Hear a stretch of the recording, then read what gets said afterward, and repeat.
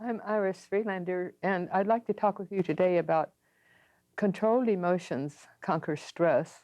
And Dr. Mike Costello, who's usually presents this show with me, is unable to be with us. We feature Dr. Costello in this show, and we're sorry that he can't be here this evening today.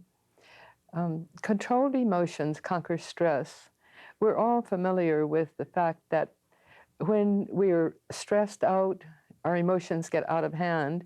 And which comes first? Usually it's the emotions that come first.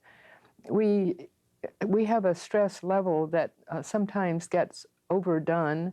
We're not able to accept all the changes in life, the sudden changes, the, um, the many experiences that are normal, but because we haven't really conquered the stress that's preeminent, then it just gets worse and worse. So how do we go about conquering stress? How do we go about controlling our emotions? First of all, there would be a controlled breathing. When you control your breathing, you're able to thus control your emotions. And just try that for a moment.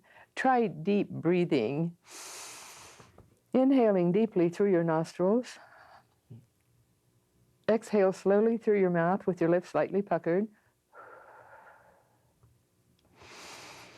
Inhale deeply through your nostrils. Exhale slowly through your mouth. And continue with that deep breathing and see how it changes your energy level. We have taught the process of meditation for many, many years. We've been meditating for more than 55 years and teaching, leading groups for more than 35 years. And we found that when we practice deep breathing, it's much easier to go into a deep state of meditation. And what does meditation have to do with stress?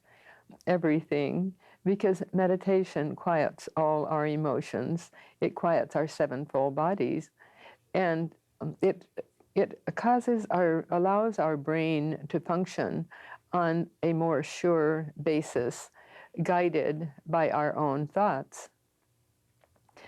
When we have, excuse me, when we have deep breathed for a time, done our deep breathing exercises, we can tell a big difference in how we are able to accept the problems and stresses of life. So it would behoove you to, when throughout the day, just practice deep breathing. We know that those people who are very successful in business do that. And years ago, I wrote a newspaper column and interviewed business people in that respect. And it was very surprising to me at that time. It wouldn't surprise me today at all. It doesn't surprise me in any way that the people who are successful in life take time for just a meditative moment. And some called it meditation, some didn't. It wouldn't matter what it's called. What we're doing is quieting ourselves and attuning ourselves with the divine. And we might think that spirituality has nothing to do with our daily grind or daily work habits and schedules. It has everything to do with it, because when we are relaxed and comfortable, we're coming from that spiritual aspect of our own beinghood. It's been said that there's a legend that a ruler centuries ago was asked someone in his court to write a motto for his people. And the motto that was written was, "And this too shall pass." And many, many people have used that. I know that Eleanor Roosevelt was famous for using that as her byword or motto. And this too shall pass. We can tell ourselves that regardless of what it is, this too shall pass. So we know that it's the way we react to the incidents of the day, incidents throughout the day and evening, throughout our lives, that create stress in our lives. And so we can preclude experiencing stress when we use our minds constructively and don't let our emotions get away from us. The angelic beings throughout the earth, the many types of angels, angels of prayer, angels of healing, the various many types, innumerable types of angelic beings, they're all working with humankind to help us in our daily lives. So when we know that we have that backup, that we have those helpers on the inner planes, then we can more surely work and cope with whatever comes. A friend of mine once said, I walk and jog every morning because then I can take what the telephone brings more fully, more easily. And so find out what it is your body needs and wants. Find out if you're giving your body the proper nutrition that it needs, if you're getting enough rest, if you are over-stressing unimportant things so that your body is stressed out so that you can't handle the big things when they come, or the more difficult to handle problems of life. So review your own life, review what you do, review the food, your intake of food, your sleep patterns. It's been said by the experts that we get our best sleep at night, not during the day. And there are those who work unusual hours, and so they need to sleep during the day. But if so, perhaps more sleep is needed, or perhaps the body rhythm can adjust to anything. But just know your own habit patterns and work with your body. Work with your body as if you're the doctor and you're telling your body how to handle whatever the body needs to handle. But first, ask your body what it needs and be sensitive to your body. Be sensitive to the various aspects of your life. As I was saying earlier, to your food intake, to your sleep patterns, to how you react to the people around you, how you react to your work. And if your work is such that you can't come to terms with it, then find other work, or look closely and see, what is it I don't like about this work that I'm doing? What is it that I need to change? Because we're in charge of our own destiny. We make or create our own destiny, and as we do, we can happily follow the pattern that we've set, or we can change that pattern. There's no reason that we can't change our own pattern, because you have control of your life, of the way you live your life. We're going to break for a moment, and I'll be right back with you.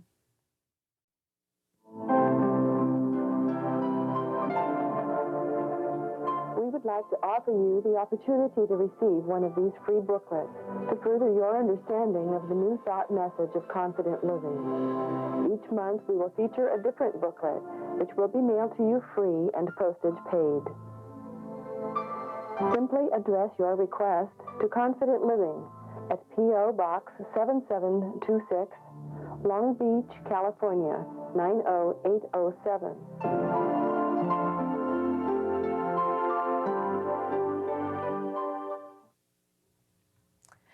We spoke earlier about the mysterious ability of your body, of your mind, to heal your body. And how can you use that mysterious ability of your mind to heal your body and keep your body whole, healthy, and strong? You can do it through guided meditation, through visualization. You can do it through giving your body the food, water, the nutrition, and the sleep, rest that it needs. You can give your body times of relaxation, and it pays to have that. I know a man who works really long hours, and his work could be very stressful, but he doesn't allow it to be that stressful, because when it gets when there's the chance that he might be very stressed out, he just goes for a walk or goes out and has a cup of coffee outside his work area so that he's away from the work area. He breathes deeply, he sits for a moment and meditates, and just adjusts his body to a comfortable rhythm. So look at your own life pattern, see what causes you to stress out, and then visualize it, your reaction in the way you want your reaction to be. And how do we visualize? Well, we just sit for a moment in a quiet meditation with your eyes closed, preferably, or with your eyes open. It wouldn't matter. And just see that your body is functioning in a comfortable, happy way, that your mind is more clear and your body is relaxed. A visualization has been used by many doctors, by many therapists, by many individuals on their own. You too can use visualization to great advantage.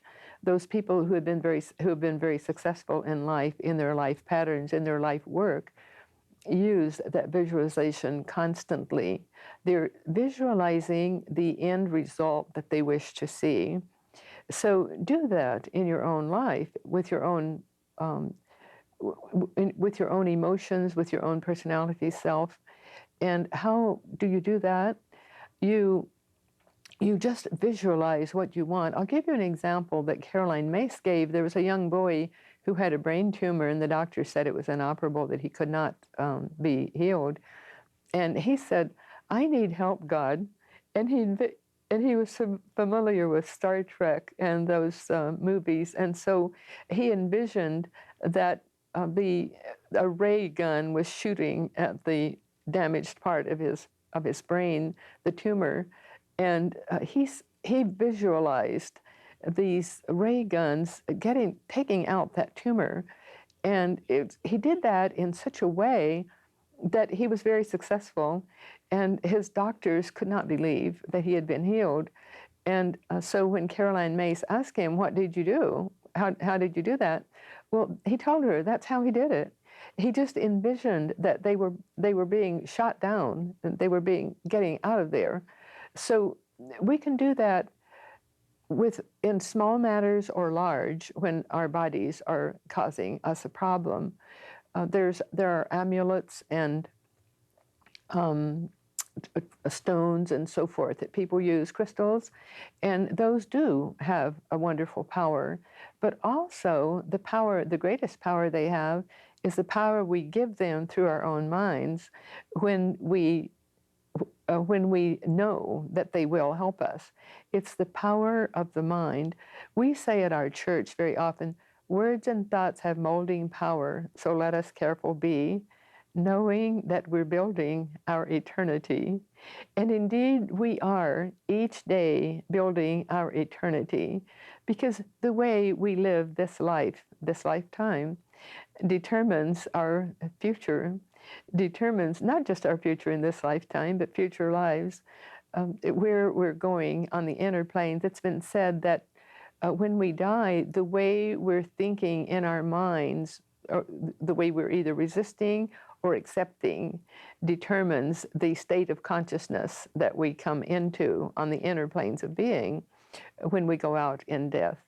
And the angels of prayer, the angels of death take us and help us. And we know through words that have been said by those who have had past near-death experiences and those who have come back to give information to us, that indeed when we go out, we are helped more fully with more tender, loving care than we've ever felt on earth. But the point is, we can help ourselves by not fearing, by not being overwrought. And so if it can help when we go out in death, it could certainly help us when we're still here on earth, doing the things that we need to do from hour to hour, from day to day. So again, review your own life. See how you are allowing your emotions to create stress in your life, and see how you're able to control your emotions through your own mind power, knowing that help is always available, knowing that you don't have to do this alone. There is ever so much help for you, but we each are responsible. Self-responsibility is the key word. We're each responsible for how we react to the problems of life, to how we react to just the day-to-day living. And when we are not trying to take advantage of someone else, when we're living a life with compassion and love and caring for others, then we're much happier. As you review your own days and your own life, see how your actions have created each day that you've lived in the way that either you're very pleased with the results or you're not pleased with the results. So the way that you are pleased with your results are those are the days you want to emulate for yourself. And we don't judge ourselves. You should not judge yourself by any other person. You judge yourself by your own actions, by your own prior days and your own prior thoughts. So as you do that, you will see that you have control. You're the one who controls your life. It's not the people you work with. It's not your family. It's not some inner beings. It's you have control of your life. And when we come into problems of life, and we all do, then we can call on our own inner resources to help us through those problems. And again, look at your own life and see how you called on those inner resources and see how you lived up to the blueprint you set for yourself before you ever came in to this earth life. Because that's what happens. We create a blueprint, as it were, of what we're going to accomplish in this earth life, of what we are going to, the problems we're going to work through, the character traits we're going to change. And then we're given the opportunity throughout life to work through those character traits and bring them up to our own expectations. We choose our parents before we're born. Therefore, we choose the area in which we're going to be born. We choose the time so that the energies of the inner planes are with us and helping us. And we're all familiar with astrology, and people are always saying, what is your sun sign? What is your moon? And what sign is your moon? What is your ascendant? Well, those things are important only to help us to know ourselves. Know thyself, and thou knowest all. So as you learn to know yourself and like yourself, years ago I taught at a modeling school, and we taught the students, do all you can to change that which you wish to about yourself, and then forget yourself. And so do whatever you want to change yourself. If you want your hair to be different, your complexion to be different, your clothing to be different, study what you want changed and then change it. You have control of your own life. You have control of your own emotions if you work at having control of your emotions. If that's your decision, then stick with it. And stick with that decision to control your own emotions. And don't forget, the deep breathing part helps you control those emotions best of all. Just attuning yourself to divinity, to the divine, helps to control your emotions. You will be able to conquer the stress that enters in and throughout your life when you've learned to conquer your own emotions. You conquer your own emotions through your own mindset. If you have determined that you're not going to allow your emotions to run away with you, like a runaway horse, then that's exactly what's going to happen. They're not going to run away with you. You're going to control your life. You are going to be in charge of your life. And so you can say that to yourself, I am in charge of my life. And don't try to be in charge of anyone else's life, not even our children, not even if we're in the position to be teaching children or working with children. We help them to help themselves to be more fully themselves. And so, too much pushing in the opposite direction is too frustrating for those children. We have to help them protect themselves, and we have to honor all other persons, whether it's children, adults, people who work under our guidance, or people to whom we look for guidance in our work. Whatever our station in life, wherever we find ourselves in life, we have charge of our lives. You have charge of your life. Take charge. Take back your power and use that power to be all that you can be. You will find that you are indeed magnificent. You are indeed made in the image of God. You do indeed have control of your life, of your destiny. God bless you. Mike and Iris would like to extend a cordial invitation for you to join them this Sunday morning at 11 a.m. for our weekly celebration service at the beautiful Seaport Marina Hotel at the corner of Pacific Coast Highway and 2nd Street, adjacent to the Marina Pacifica and Marketplace shopping centers. There will be a guided meditation, prayers, spirited music, and a dynamic, life-changing New Thought message. Please join us this Sunday. You will be warmly welcomed into the company of like-minded, positive, and uplifting people. And remember, whatever your dream, whatever your vision, you can attain it through confident living.